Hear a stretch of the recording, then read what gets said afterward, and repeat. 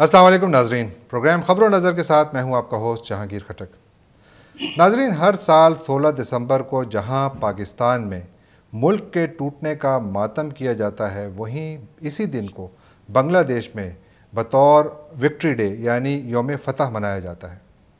آج ہم اس دن کو دو مختلف تاریخی پہلوؤں سے دیکھیں گے اور دو مختلف تاریخی اینگل سے دیکھیں گے۔ یعنی پاکستان میں تو ہمیں 1971 کے واقعات کے حوالے سے ہمارے جذبات معلوم ہیں، جس کا اظہار گاہے بگاہے ہوتا رہتا ہے، خصوصاً اس دن جس دن یعنی 16 دسمبر کے حوالے سے۔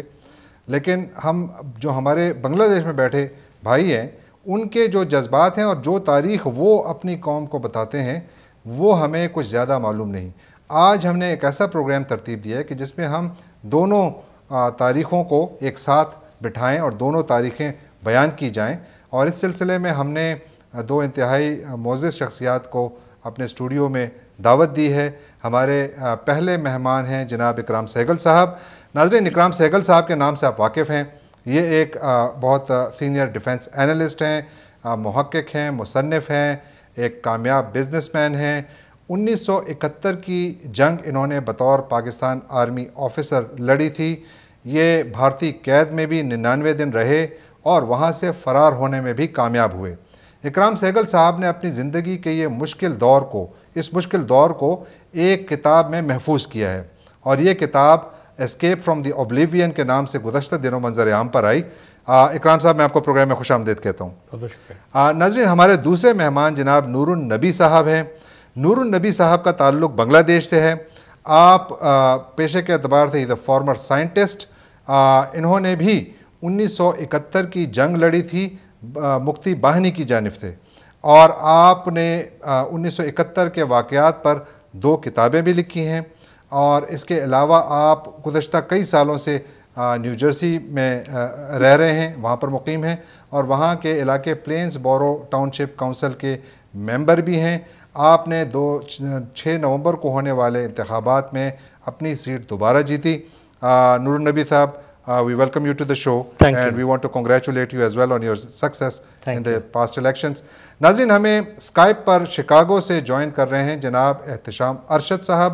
احتشام صاحب ایک صحافی ہیں اور فرینڈز آف ہیومینٹی نامی ایک فلاحی تنظیم کے ڈائریکٹر بھی ہیں۔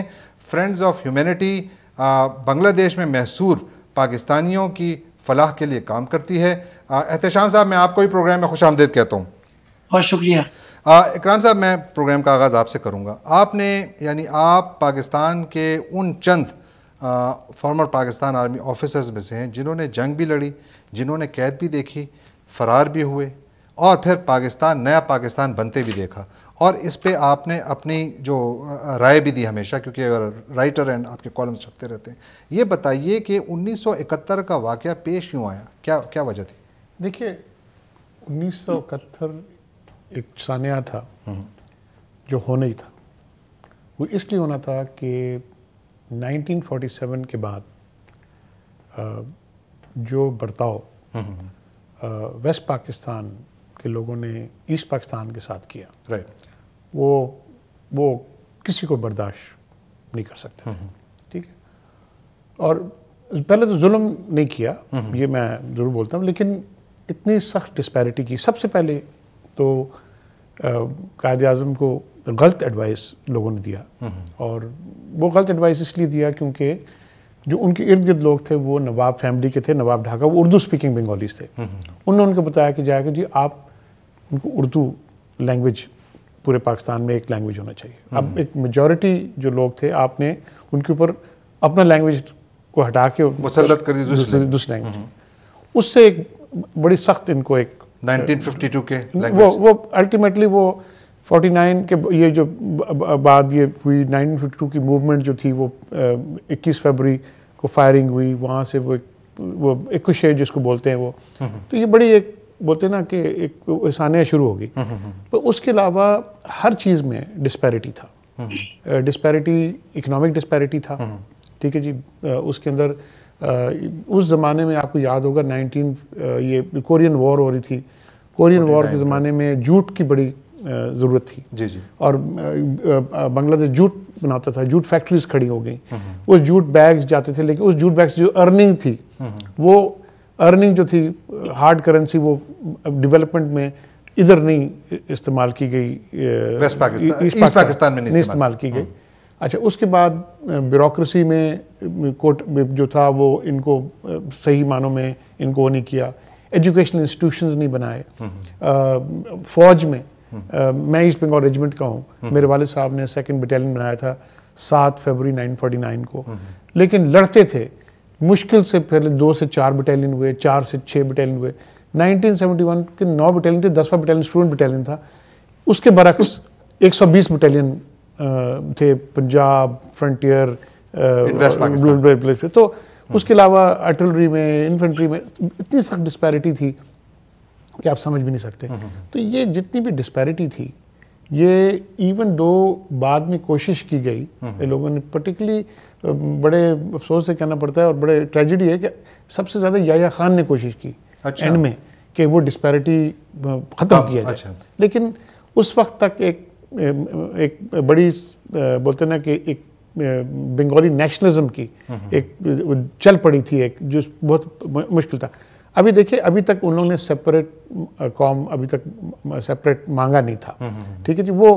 وہ جو ہوا وہ جب سائیکلین ہوا 1970 کا, جس کے اندر میں بھی ہیلی کاپٹر پائلٹ تھا, جو بائی سم ٹائم فرائیڈے 13 نومبر 1970 کو, اس کے بعد جو اس کے اندر ہمارے پاس سائیکلون پر بھی کافی ریزنٹمنٹ اس لیے آیا کہ ویسٹ پاکستان کی جو ویزیبل سپورٹ, یعنی کہ فوج نے بہت کام کیا. یہ بات نہیں ہے کہ فوج نے کام نہیں کیا, گراؤنڈ پر فوج نے بالکل کام کیا, لیکن ویزیبل چیز تھی وہ ہیلی کاپٹرز تھی. تو 2 MI-8 تھے اور 2 ایلویٹ تھے, 4, اور وہاں بڑی تباہی, اور وہاں سے رشین ہیلی کاپٹرز آ گئے, امریکن ہیلی کاپٹرز آ گئے, برٹش آ گئے, فرینچ آ گئے, سعودیز پڑھنے کے وہاں پر 50-60 ہیلی کاپٹرز آ گئے, وہاں پر 4 آپ کے. تو وہ ایک ڈسپیرٹی نظر آتی تھی, اس سے بڑی سخت ریزنٹمنٹ ہو گئی, اور ریزنٹمنٹ جو تھی وہ بلڈ اپ ہو کے, ٹھیک ہے جی. اور وہ جب الیکشن ہو گیا, الیکشن اس وقت الیکشن نہیں ہونا چاہیے تھا, کیونکہ وہ ایموشن بڑا ہائی تھا 13 نومبر کے بعد, اور امیجیٹلی آپ کے پاس فرسٹ ویک آف دسمبر میں الیکشن ہو گیا. وہ الیکشن کی وجہ سے عوامی لیگ کمپلیٹ سویپ کر گئی, اور وہ انہوں نے مینڈیٹ لے لیا کہ جو ہماری 6 پوائنٹس ہیں جو تھی. Now 6 points by it self, اگر آپ اس کو نیگوشیٹ کرتے تو آئی تھنک اس کے اندر most of the 1973 constitution has وہ لچک تھا اس کے اندر, لیکن تب تک بولتے ہیں نا کہ یہ تیار نہیں تھے یہاں پر, جو یہاں پر ویسٹ پاکستان کے رولر تھے یہ تیار نہیں تھے کہ وہ سمجھتے تھے اس سے ملک علیحدہ ہو جائے گا. اور وہ تو میں سمجھتا ہوں کہ وہ بولتے نا it was tragedy waiting to happen, اور وہ الٹیمیٹلی وہ ٹریجڈی ہوا. بالکل ٹھیک. اور جو افسوس سے کہنا پڑتا ہے کہ جو ہونا نہیں چاہیے تھا, جو دیکھیں میں اس لیے کہتا ہوں کیونکہ میرے والد صاحب پنجاب کے تھے, ہارڈ کور سیالکوٹ کے تھے, میرے مدر جو تھی وہ بوگڑا کی تھی, ہارڈ کور بنگالی, آپ سمجھ گئے.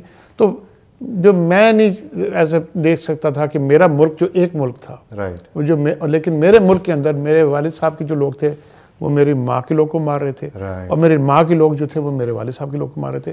تو اور میں تھا ایسٹ بنگال ریجمنٹ میں, and you are in the army as well. in the army in the East Bengal regiment. اور میں آپ کو بتا نہیں سکتا ہوں کہ جب میں ڈھاکہ یونیورسٹی کا پڑھا ہوں, نارڈیم کالج کا پڑھا ہوں, جب میں جاتا تھا میرے دوست تھے, بڑے اچھے دوست تھے, اور ایسے دوست تھے جو میرے لیے مرنے کے لیے تیار ہوتے, لیکن وہ مجھ سے بات نہیں کرنے چاہتے تھے, ٹھیک ہے جی. میں ویسٹ پاکستان جاتا تھا, مجھے بولتے تھے تم بنگالی سپورٹر ہو, تم طرفداری کر رہے ہو. تو میں سمجھتا ہوں کہ یہ تو ایک ٹریجڈی جو تھا, افسوس سے یہ کہنا پڑتا ہے, جو ٹریجڈی تو تھا اس میں انوسنٹس مارے گئے, اور انوسنٹس کے اندر جو بہار کے لوگ تھے, جو ویسٹ پاکستانی آئسولیٹڈ تھے, اور بہار کے لوگ جو تھے جو وہاں پر بیچارے اسپریڈ اوور تھے, پرٹیکولرلی ریلویز میں تھے, اسمال ٹاؤنز میں تھے, وہ بیچارے بہت مارے گئے. ٹھیک ہے. میں ناظرین آپ کو بتاتا چلوں کہ نور النبی صاحب اردو سمجھ لیتے ہیں, ان کی اردو کافی کمزور ہے, تو ان سے میں سوالات انگریزی میں کروں گا اور ان کے جوابات بھی ہمیں انگریزی میں ملیں گے, اور مجھے امید ہے کہ آپ کو اس میں کوئی مسئلہ نہیں ہوگا. Doctor Noor Nabi, I will come and ask you this question that you are on the other side of the history now. The history that Mr. Sehgal narrated, that's one that we in Pakistan believe is correct. Why do you think that the people in Bangladesh, which was formerly East Pakistan, wanted to become Bangladesh? And did they aspire to become Bangladesh even at the time of partition in 1947? I'm sorry that I have to speak in English, but if I understood him correctly, he has described the history of the separation to almost what I am going to say. During 1948, when this Pakistan was created with two wings, if you study the history, there are nothing common. The climate, language, history, race, nothing. We accept, this religion. And we used to, when we became politically conscious, we used to say another component is PIA, Pakistan International Airlines. This was the light thing. But as Mr. Saigal said, we felt like a second-class citizen. When Pakistan was created with two wings, it was separated by thousands of miles of Indian 1,500 miles, territory, 1,500 miles of Indian territory. And there was nothing common except religion. So those who in East Pakistan, Bengalis, they fought for independence of India and creation of Pakistan.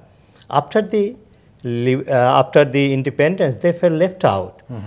In Pakistan, started with military and bureaucratic coalition, and they selected some feudal lords.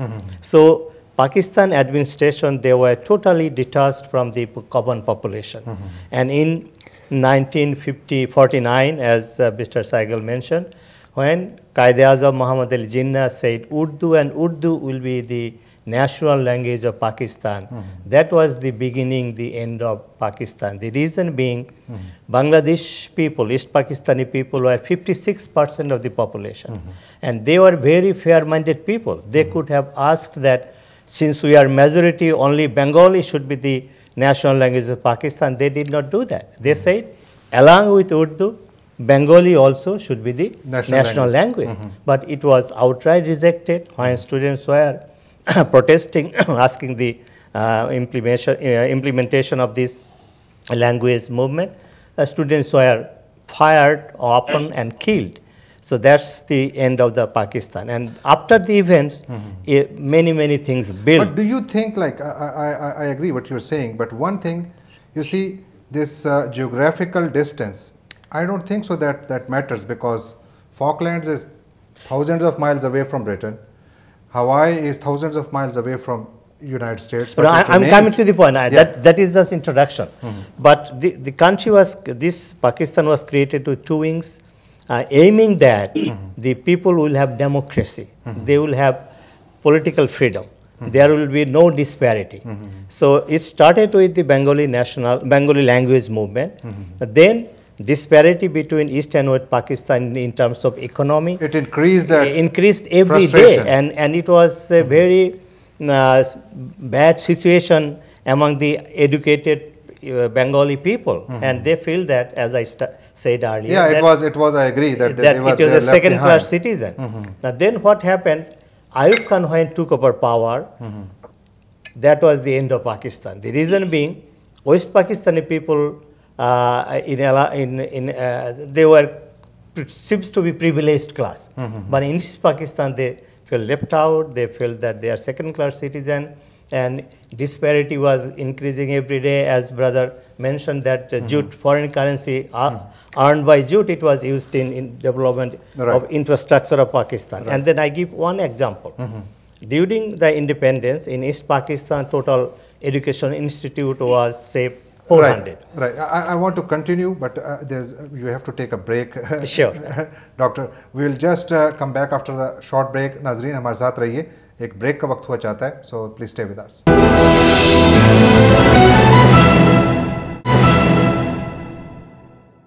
Welcome back after the break. Yes, Dr. Nabi. So to summarize the background, that Bengali people felt second-class citizen in Pakistan as disparity between East and West in terms of economics and political power, increasing every day. Then situation was desperate.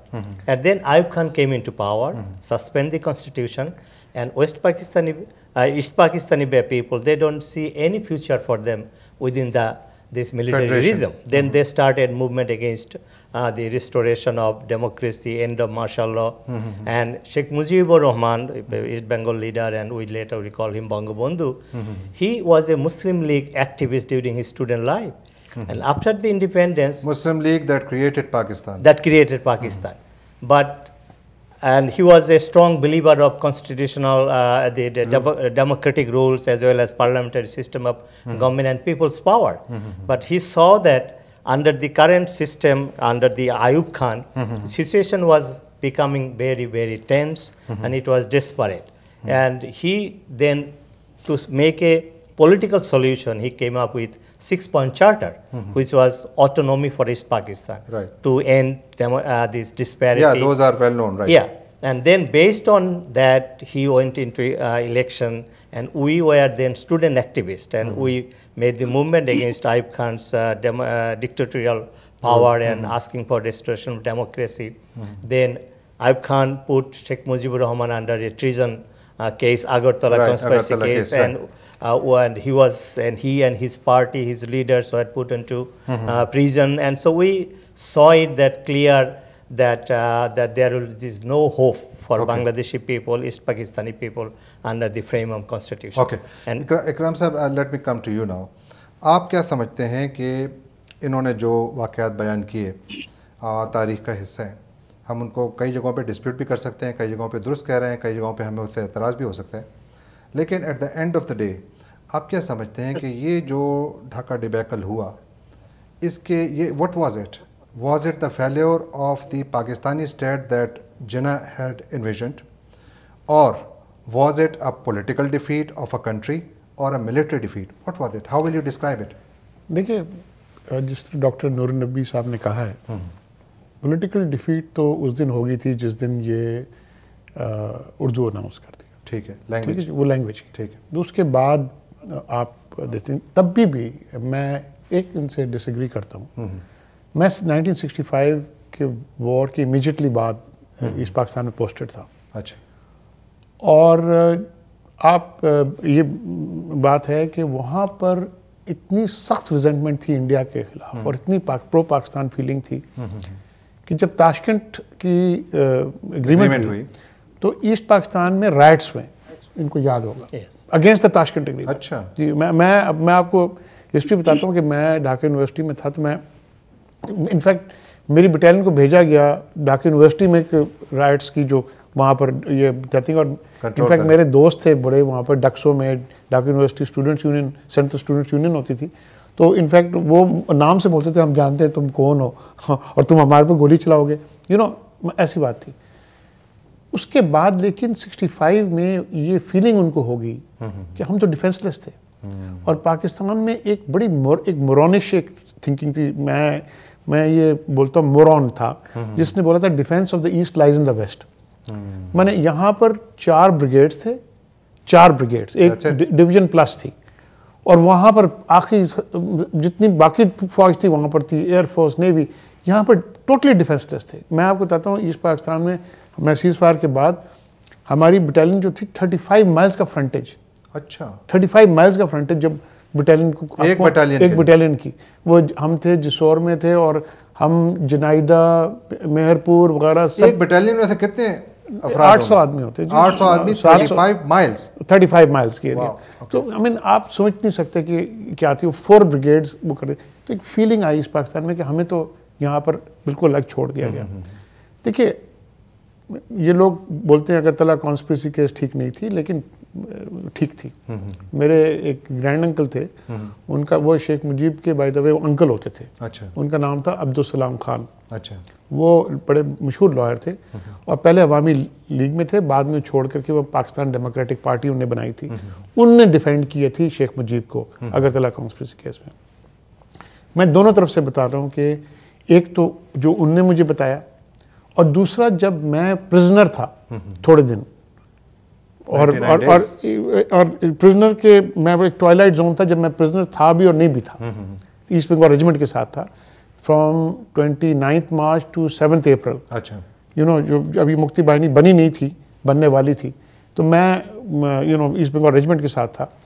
اس میں بڑا clear ہو گیا تھا کہ وہاں پر جو تھے for example ایک ان کے تھوڑی سی نیمس ایک تھے, بریگیڈیئر نور الزمان, اس زمانے میں میجر ہوتے تھے ISI کے, میجر نور الزمان بھائی, یہ سب انوالو تھے. یہ اس وقت بڑے فخر سے کہتے تھے کہ ہم نے یہ کیا, ہم نے وہ کیا, اور شیخ مجیب نے یہ. تو اگرتلہ کانسپریسی کیس تھا, اس میں کوئی شک نہیں. میں یہ نہیں بولتا ہوں اس میں ٹھیک تھا نہیں تھا, وہ تھا, بٹ تھا. بٹ کہنے کی بات یہ ہے کہ پانی اب سر سے گزر گئی تھی. اٹ از ناؤ ایک بس ایک کوشچن تھا کہ کب ہوگا اور کس طرح ہوگا. ٹھیک ہے جی, کب کا کسی کو نہیں پتا تھا, کہ کس طرح ہوگا کسی کو نہیں پتا. اب ہمیں پتا ہے کہ ایک بہت بڑا سانحہ ہوا, جو سانحہ میں بہت لوگ شہید ہوئے, اور وہ شہید خالی بنگالی خالی نہیں تھے, اس کے اندر بہار بھی کے لوگ تھے, ویسٹ پاکستانی تھے. ٹھیک ہے جی, اور جو چیز بولتے ہیں نا کہ بیٹھ کے آدمی کر سکتا تھا, اور وہ بات نہیں ہوئی. ٹھیک ہے نا جی, اور غلطیاں ہوئی. میں یہ غلطیاں ویسٹ پاکستان کی جو لیڈرز تھے ان سے تو ضرور ہوئی, وہ اگر نہیں ہوتی تو یہ ادھر سے بھی ہوئی نہ ہوتی, بٹ ایسٹ پاکستان کی طرف سے بھی ہوئی. دیکھیے ایک وقت تھا کہ وہ سیٹلمنٹ ہو سکتا تھا. جو انفیکٹ یہ ہیں سرتاج عزیز صاحب پلاننگ کمیشن میں اس زمانے ہوتے تھے, اور ان کو ڈھاکہ بھیجا گیا تھا, اور ان نے پھر یہ بیٹھ کر کے ان کے لیڈرز تھے وہاں پر اس زمانے میں, تاج الدین, قمر الزمان وغیرہ وغیرہ, اور خندقر مشتاق احمد وغیرہ, ان کے ساتھ بیٹھ کے انہیں نیگوشیٹ کیا تھا بٹوین 17 مارچ اینڈ 22 مارچ, اور they had come to reasonable settlement کہ یہ ہم ایکسیپٹ کریں گے, نہیں ایکسیپٹ, اور آگئی تھی. لیکن 23 مارچ کو جو پاکستان ڈے تھا, جب وہاں پر پورے بنگلہ دیش میں خالی وہ نیا فلیگ جو بنگلہ دیش کا تھا گرین جس کے اوپر ریڈ تھا, اس کے بعد وہ موڈ چینج ہو گیا. اچھا, موڈ چینج ہو گیا. ایک طرف تو موڈ یہ جو ویسٹ پاکستان کے جو لیڈر تھے ان کو یہ ہوا کہ یہ کبھی نہیں مانیں گے, یہ جو ہم نے نیگوشیٹ کیا نہیں مانیں گے. دوسری طرف ان کے طرح کیونکہ ٹروپس were flying in, وہاں سے جو 4 بریگیڈ تھے ان کو ری انفورس کیا جا رہا تھا, روز جہازیں آ رہی تھیں فل آف ٹروپس. ٹھیک ہے, اکوپمنٹ کے بغیر, خالی ویپنس کے ساتھ, لائٹ ویپنس کے. تو یہ بڑا کلیئر ہو گیا تھا کہ something happening. انفیکٹ اس زمانے میں 12 مارچ تک تو میں وہاں پر تھا, تو 12 مارچ کو میری واپس پوسٹنگ ہو گئی تھی ٹو ایسٹ پاکستان. میں شاہدہ یعقوب کے ساتھ ہیلی کاپٹر پائلٹ تھا, ان کا ہیلی کاپٹر پائلٹ تھا, تو میں چلا گیا واپس. پھر مجھے 19 مارچ کو بولا کہ واپس جاؤ وہاں پر, بیک ٹو ایسٹ پاکستان. تو میں انفیکٹ میں تو پہنچا ٹریک ڈاؤن کے بعد 26 مارچ کے بعد, اور یہ کہنا پڑتا ہے کہ وہ کریک ڈاؤن جو تھا وہ ہونا نہیں چاہیے تھا جس طرح ہوا. ٹھیک ہے جی, وہ اس طرح ہوا کہ وہاں پر اتنی بلڈ شیڈ ہوئی پہلے دن ڈھاکہ میں, کیونکہ وہ جب ٹروپس گئے to break through the barriers, وہ بلڈ شیڈ کافی ہوئی. ٹھیک ہے جی, اور جب وہ پرٹیکولرلی آپ جب ڈھاکہ یونیورسٹی میں آپ جائیں تو ڈھاکہ یونیورسٹی میں جگرناتھ ہال, یہ وہ ہالز ہیں, گرلز ہاسٹل وغیرہ, یہ ایسی چیزیں ہیں جو ڈاکٹر نظر بھی بتا سکتے ہیں. وہاں پر ایک پونڈ تھا, وہاں پر لائبریری تھا وغیرہ. تو وہاں پر جب باڈیز لوگوں نے دیکھا, اس کے بعد ہاں, کیونکہ جی میں 26 تاریخ رات 27 تاریخ کو جب پہنچا ہوں ڈھاکہ واپس, تو میں خود گیا ہوں. ٹھیک ہے, اور آپ نے خود دیکھا؟ خود میں نے دیکھا ہے. اور جب میں نے خود دیکھا تو, اور جب دیا تو میں آپ کو بتاتا ہوں کہ میرے اپنے جو میرے رشتہ دار تھے, اور میرے کزن جو تھے, میرے سے بہت بڑے تھے, وہ میرا ڈھاکہ رہے تھے. اور وہ انفیکٹ روز گارڈن ٹکاٹولی, وہ ان کی کپڑے فیمس تھے, مسلم لیگ کے لیڈر تھے, لیکن مسلم لیگ کے لیڈر ہوتے تھے. جی جی. ان کے پاس جب گیا تو انہوں نے بولا کہ مجھے نک نیم چاند تھا, انہوں نے بولا جان تمہارا راستہ ہمارا راستہ علیحدہ ہے. ٹھیک ہے نا جی, تو صحیح ہے, تو بالکل. میں doctor, you want to say something? Yeah, as I was describing the history what led to the war, one was that 1952 language movement, 21st February, then the conquering of power by Ayub Khan. And then when, through the movement of 1969 People's Uprising, I was an activist when Ayub Khan was forced to resign and Bangabandhu was released, and Yahya Khan handed over power to Yahya Khan, and he was also forced to give election. We must describe or discuss the results of the election. Right. Sheikh Mujib, he won the election. Yeah, he won the election based on his 6-point program, which includes the end of the discrimination and restoration of autonomy, blah, blah, blah. But what happened after the election, that is important. That is the part historians, especially Pakistani leaders, historians should analyze. He made Sheikh Mujib won the election. He got the absolute mandate to become the Prime Minister of Pakistan. Right. And his party would form the government of East Pakistan. Then what happened? Zulfikar Ali Bhutto, leader of the opposition in the parliament, and Yahya Khan conspired and suspend the General Assembly or the parliament session, which is supposed to be held in Dhaka on March 3rd, postponed. In democracy, without consulting the leader of the house, president cannot convey the parliament, cannot dissolve the parliament, cannot postpone the parliament.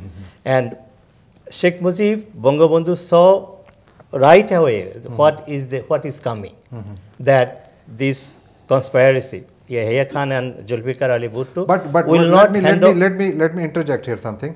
Do you think that if the Pakistani leaders had given Sheikh Mujib, the option to become the Prime Minister, invited him to become the Prime Minister, would Pakistan still break up?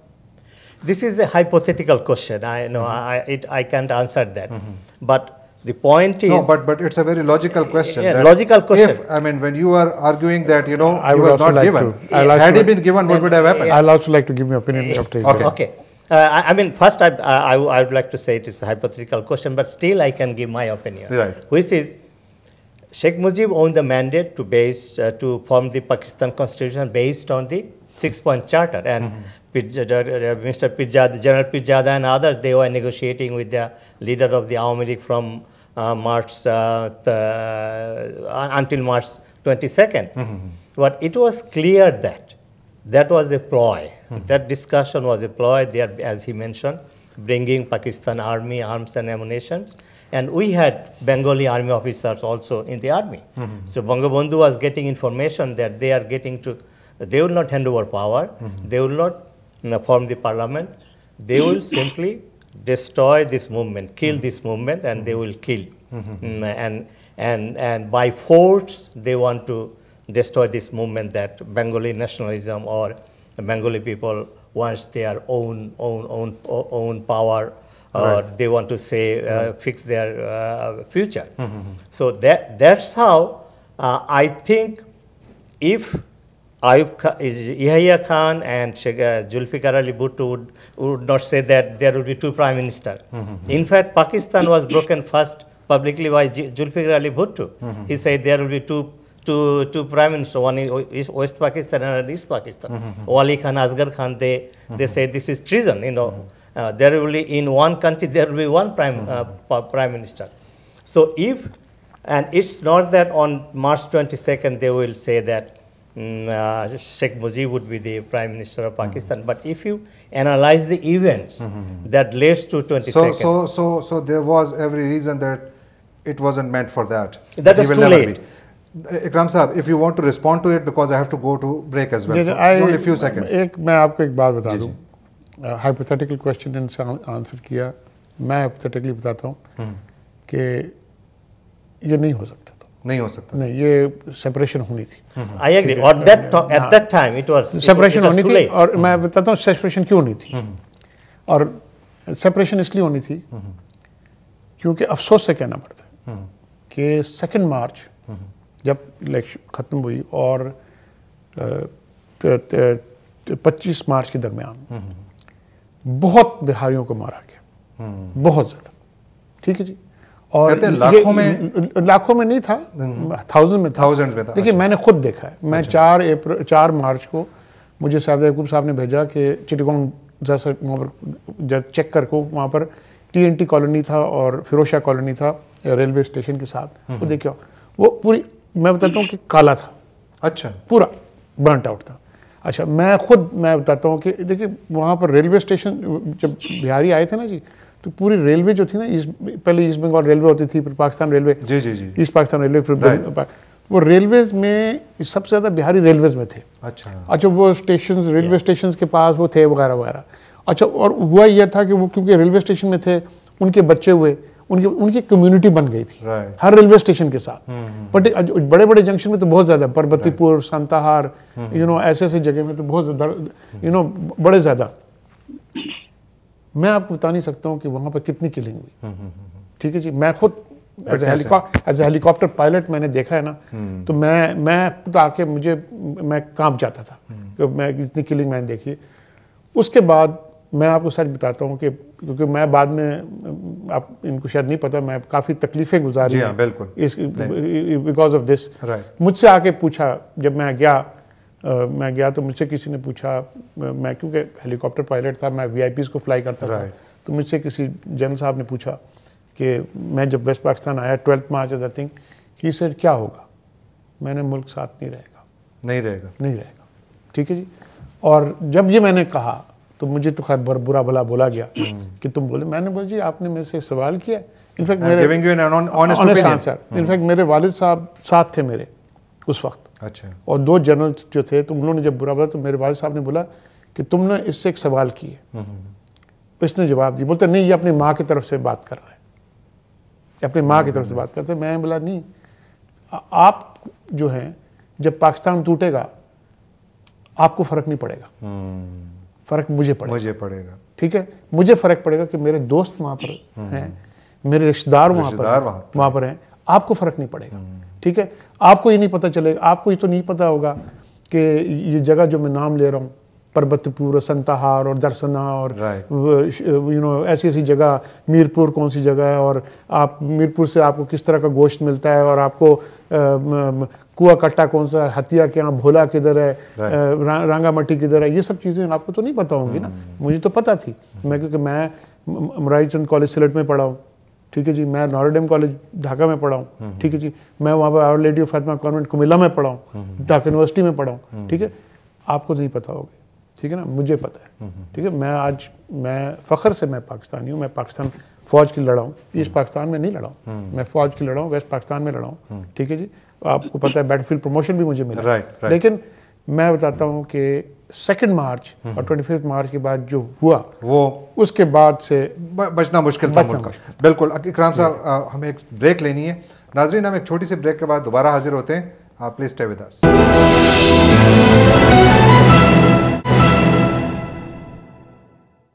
Welcome back after the break.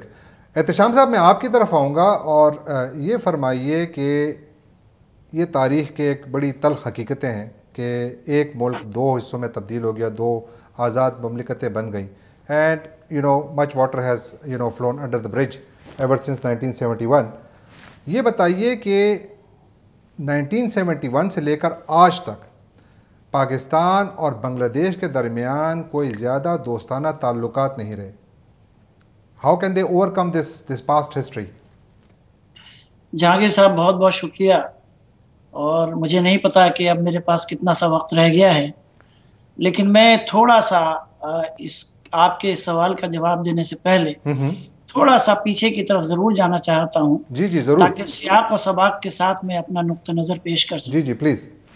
میں نے آپ کے دونوں مہمانان گرامی کی باتیں سنی ہیں, اور میں اکرام سہگل صاحب کے بہت سارے نکات سے اتفاق کرتا ہوں, اور لیکن میں یہ بتانا چاہتا ہوں آپ کے ناظرین کو بھی اور آپ کو بھی کہ علیحدگی کے رجحانات جو ہیں وہ 1970 سے بہت پہلے سے شروع ہو چکے تھے, اور ڈاکٹر نور النبی صاحب اس بات سے اتفاق کریں گے, ہی ول سپورٹ می, کہ 1968 میں جب اردو اور بنگلہ کا جھگڑا شروع ہوا تھا, اور اس میں جو جلوس اور جلسے ہوتے تھے, تو اس میں جو چھاتروں لیگ کے نعرے ہوتے تھے وہ اس زمانے سے ہی شروع ہو گئے تھے کہ ای بارے شونگرام مکتر شونگرام, یعنی اس بار کی جدوجہد آزادی کی جدوجہد ہے.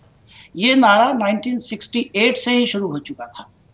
اور جو کشیدگی تھی مغربی پاکستان اور مشرقی پاکستان کے درمیان، وہ میں سمجھتا ہوں تاریخ کا مطالعہ جب میں کرتا ہوں تو مجھے نظر آتا ہے کہ 1948 کے بعد سے ہی کشیدگی شروع ہو چکی تھی دونوں ممالک، دونوں حصوں کے درمیان۔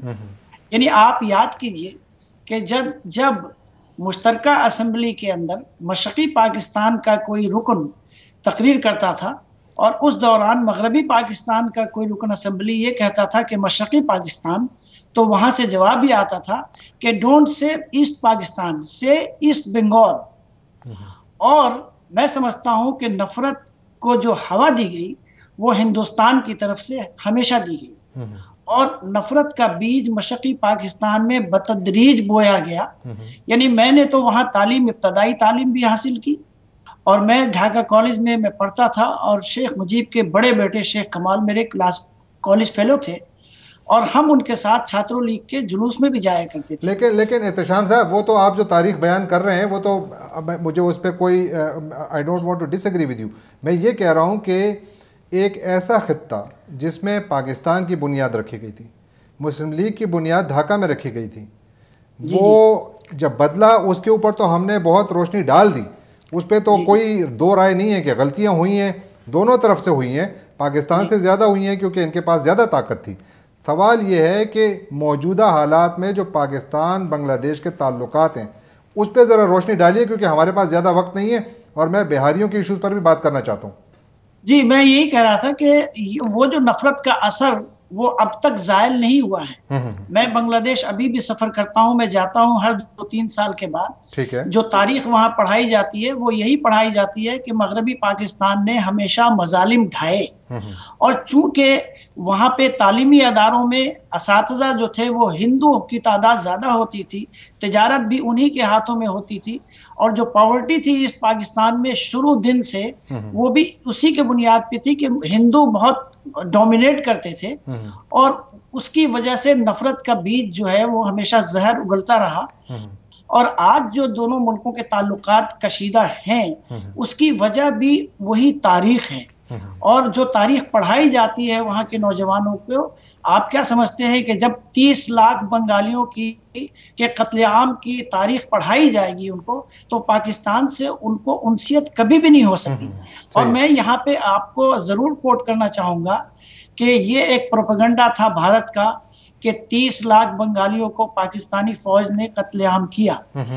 شیخ مجیب الرحمان نے ایک کمیشن بنایا تھا، doctor Noor un-Nabi should be witness, کہ بنگلہ دیش بننے کے بعد کہ وہاں پہ بنگالی آئیں اور اپنے آپ کو رجسٹرڈ کرائیں اور یہ بتائیں کہ ان کو وہ کس طرح سے متاثر ہوئے ہیں، ان کے کتنے لوگ مارے گئے ہیں۔ تو بمشکل 2-4 ہزار لوگ آئے تھے اور رجسٹرڈ ہوئے تھے، یہ بات ریکارڈ پہ ہے، آپ بنگلہ دیش میں ابھی بھی وہاں پہ جا کے چیک کر سکتے ہیں آرکائیو پہ، کہ بمشکل 2-4 ہزار لوگ آئے تھے جنہوں نے یہ شکایت کی تھی کہ ان کے لوگوں کو مارا گیا، اور جو کہا گیا تھا کہ 3 لاکھ عصمت دری ہوئی ہے وہ بھی ایک ایگزوجریشن تھی۔ اور دیکھیے سبھاش چندر بوس کی جو پوتی ہے سرمیلا بوس، اس نے ڈیڈ ریکننگ ایک کتاب لکھی ہے، اس میں اس نے بتایا ہے، اور یہ حقیقت ہے کہ جو 34,000 پاکستانی فوج جو لڑ رہے تھے، اکرام سہگل صاحب مجھ سے زیادہ جانتے ہیں کہ جو وار لڑ رہے تھے وہ 34,000 پاکستان کی فوج تھی، 34,000 سے 40,000۔ کیا ان 9 مہینوں کے درمیان جو 38 ہفتے بنتے ہیں، کیا کسی فوج کے لیے یہ ممکن ہے کہ وہ 30 لاکھ انسانوں کو مارے؟ جبکہ جرمنی میں جب ہولوکاسٹ ہوا تھا 6 سال کے دوران 6 ملین لوگ مارے گئے تھے، جبکہ ان کا اسائنمنٹ ہی یہی تھا، اور یہ 34,000 لوگ یہ جو فوجی تھے یہ بھارت کی فوجوں سے بھی مقابلہ کر رہے تھے، ان کے پاس نیول سپورٹ نہیں تھی، ان کو ایئر فورس کی سپورٹ نہیں تھی، گوریلا وار بھی ہو رہا تھا، آرمی آپریشن بھی ہو رہا تھا۔ اور آرمی آپریشن دیکھیے کس بھونڈے طریقے سے ہوا ہے، میں ضرور اس بات کو ریکارڈ پہ لانا چاہوں گا کہ 25 مارچ کو آرمی آپریشن شروع ہوا ہے ڈھاکہ میں، اکرام سہگل صاحب تو اس کے گواہ ہیں۔ 25 دن کے بعد 30 دن کے بعد پاکستانی فوج انٹیریئر پہنچی ہے۔ اس وقت تک یہ تمام کے تمام لوگ جو مکتی بہانی کے تھے یا جو آزادی کی جنگ لڑ رہے تھے وہ بھارت کی سرحدیں پار کر چکے تھے۔ بھارت کی سرحد اور پاکستان کی سرحد کا کیا حال ہے؟ ایک کھیت کی پگڈنڈی ہے، ادھر بھارت ادھر مشرقی پاکستان، ایک کنواں ہے بعض علاقے میں आधा भारत में, आधा मशरकी पाकिस्तान। बिल्कुल ये बड़ी आसानी से भाग गया और जाते हुए संतहार और चिटागोंग और रंगपुर, दिनाजपुर में गैर बंगालियों की आबादियों का सफाया करते चले। ठीक है, बिल्कुल ठीक है। मैं डॉक्टर साहब कुछ कहना चाहते हैं। He wants to say something. I must respond this point. It is generally accepted that 3 million people were killed. And if it is 3 million, then 12,000 people were killed per day for 272 days. If say it is not 3 million, it is 1 million, then 4,000 people were killed per day. And this is not my quotation, my opinion. Just see what happened on 25th March. How many of them were Biharis? A U.S. ambassador, U.S. Consul General in Dhaka, he sent a telegram to the State Department, Archer Blood. He, in his telegram, he mentioned that 10,000 students and political activists were killed just in one night. And I have been there for 9 months. I fought village after village. I have witnessed the genocide. To say about foreign journalists, United Nations, General Wuthan said this is the worst genocide of modern history. United Nations 1989 Human Rights Commission reported that this is also a worst genocide. Well, we don't have too much time, Doctor. I know that we can continue this argument for a very long time. Yeah. Very briefly, because we have to wind it up as well. Just very briefly, can you tell me how the two countries can overcome this bitter past and rebuild a relationship?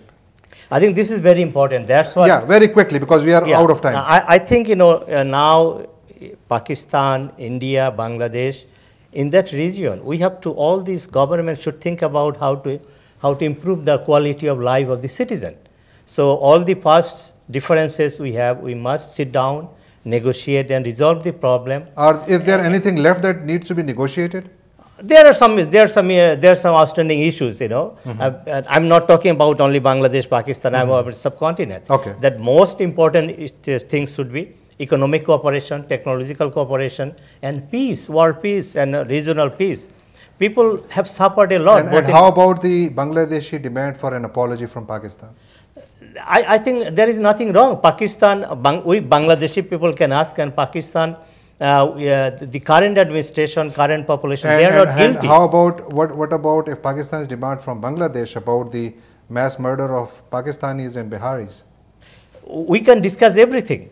You have to understand this. On one side, 3 million people, another side, few thousands, and then maybe few like Biharis. So these are the issues that needs to be discussed. Discussed okay, and resolved. You want to say something? With all due respect, with all due respect, देखिए, I'm very objective. 3 million is nonsense, total. ठीक है जी. सुब्रता शर्मिला बोस जी का किताब जो dead reckoning उन्होंने लिखी है, उसके अंदर फिगर दी है about 100 to 150,000, which is more realistic. ठीक है. ये जो बात कर रहे हैं ना कि 4,000 लोग रोज, अगर 1 मिलियन भी हो, 12,000 रोज, 12,000 लोग मारने में एक दिन के अंदर काफ़ी वो लगता है, बारूद असला भी चाहिए. ठीक है जी. ये पॉसिबल भी नहीं है. और वो उस वक्त बहुत लड़ रहे थे. देखिए, whether 1% died or 1,000 died, that's not humanity died. Humanity died, and it was not correct. Whether both sides, it was not correct. ठीक है जी. बात यह है जो मैं उनसे डिसएग्री करता हूँ और उनसे भी डिसएग्री करता हूँ. एक दफ़ा मुझे कुलदीप नायर ने और जेन डिक्सेट ने पकड़ा था NDTV पर, दिल्ली में, और बोलते बांग्लादेशी आपसे सख्त नफरत करते हैं. तो मैंने बोला जी ठीक है, नेक्स्ट टाइम क्रिकेट मैच होता है इंडिया पाकिस्तान में ढाका स्टेडियम में, तो मैं देखूंगा. अब भी आप देखें, जब मैच हो रहा था वेस्ट इंडीज और पाकिस्तान का, ठीक है, पूरी स्टेडियम के पास चांद तारा यहाँ था, सख्त प्रोपेगेंडा था. मैं आपको बताऊं जी, बात ये हुई है, जुल्म हुआ है उनके ऊपर, ठीक है, बहुत हुआ है, ये बात शक नहीं है, मैं ओपनली बोलता हूँ. लेकिन 2 काम आप कर दें, एक वीज़ा ख़त्म कर दें, एक टैरिफ ख़त्म कर दें. ठीक है, आप देखें कितने प्यार मोहब्बत से रहेंगे.